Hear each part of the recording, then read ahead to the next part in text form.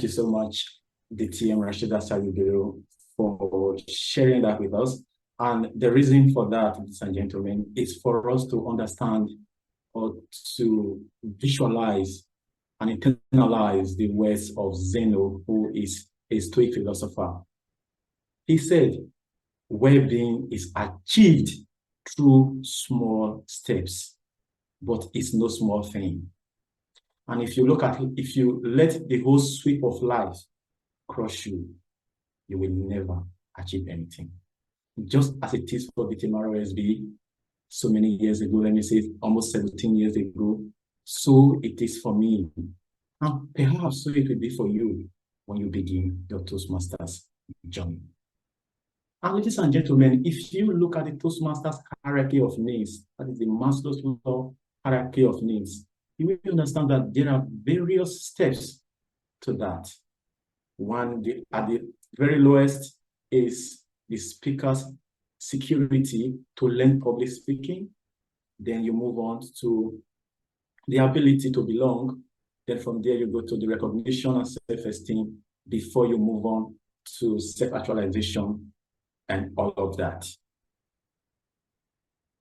I always say this wherever I go, that Toastmasters changed my life. Because of Toastmasters, I have actualized myself. Toastmasters gave me the ability to understand that, yes, Francis, if you can face the fear of public speaking, you can face the fear of trying to break out from the norm.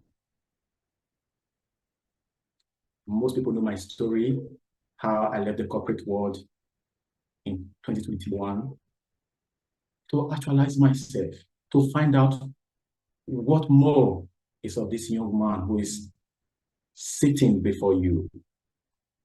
And 2 years down the line, since I made that bold decision, I have published my first book. So, ladies and gentlemen, do I have so many things to be in my memo? The ups and downs, the roller coaster of life. I wouldn't say I've seen it all, but I have seen the majority of it. So, my friends, if you are listening to me this afternoon, what will be in your tombstone? What will be in your memo? Have you ever considered that question? Have you ever asked yourself, if I had the ability to sit down and write the story of my life, what will be there? I am not here to scare anyone, or most importantly, to talk about death. But for me, death is one of the motivating factors that I have found in my life. And aside that, there are two factors that can definitely lead you to wherever you want to be. Can you guess what those factors are? If I ask the team ROSB, I know definitely she will give me one, but I am not asking her this time. I am asking you, my friends.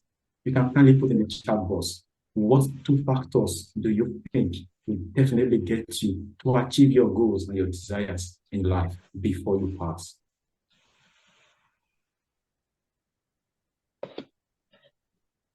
Well, if I'm not seeing any answer in the chat box, I will just go ahead and say, for me, it is discipline and consistency. Discipline and consistency. But if I listen closely, I can hear somebody say motivation. Oh, there's someone, there's a sense of purpose. Do I have any other response?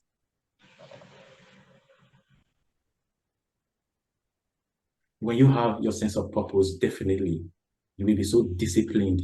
And if you are not consistent, you will just see yourself falling or quitting. Yes, there's another one, living the world better than I met it. Clarity and discipline. You could say discipline is always there. And the reason why I bring this to you, ladies and gentlemen, is to understand that nothing happens without discipline. Nothing happens without clarity. Nothing happens without consistency. Whatever it is you want to achieve in your life, whether it's becoming a DTM, whether it's becoming an entrepreneur, whether it's becoming a writer, whether it's becoming the president of this nation, if you don't take those small steps, if you are not dedicated, if you are not disciplined, if you don't have clarity of purpose, you won't realize those dreams. I bet that some of you might want to say motivation. For me, motivation doesn't cut it. It doesn't. Yes, you may need some of that. But I have understood that in life, most of the things that makes meaning to us are those things that we don't want to do. Yes, motivation can feel cool. Thank you very much, Korode. Because the moment you want to exercise, for instance, you hear that voice saying, you don't need to exercise. The moment you sit down to write your speech, you hear that voice, no, you have a lot of time to do that. And it makes me to understand that whatever we do is born out of feelings. And ladies and gentlemen, if you are waiting for that feeling, that happy feeling, the dopamine rush to come before you write your speech, before you join Toastmasters, before you start a business, before you do anything meaningful, there's always that silent voice also yelling at you that you should procrastinate or you should never do it. So motivation, my friends, is not part of my two factors that gets us to where we want to be.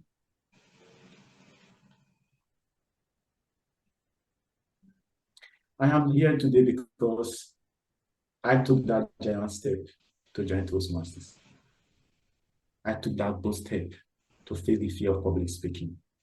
And when you face your fears, it has a ripple effect. It cuts across other areas of your life. Then you begin to see your mind open up. And it is Rumi that said, the wound is where the light enters. So when you break your heart, when you face that fear, when you open yourself up, then you begin to realize the enormous potential that is inside of you. So I ask again, what will be in your memo? What will be in your tombstone? Today is that day where you get to reflect on how you have been living your life, on what is left for you to do. Time is definitely short.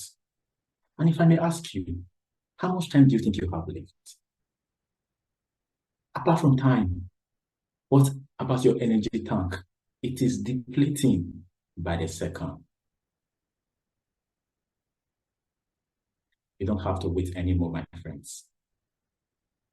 But don't forget our two factors: discipline and consistency.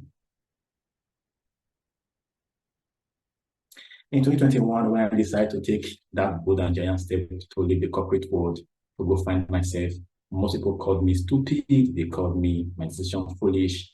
They called me so many names.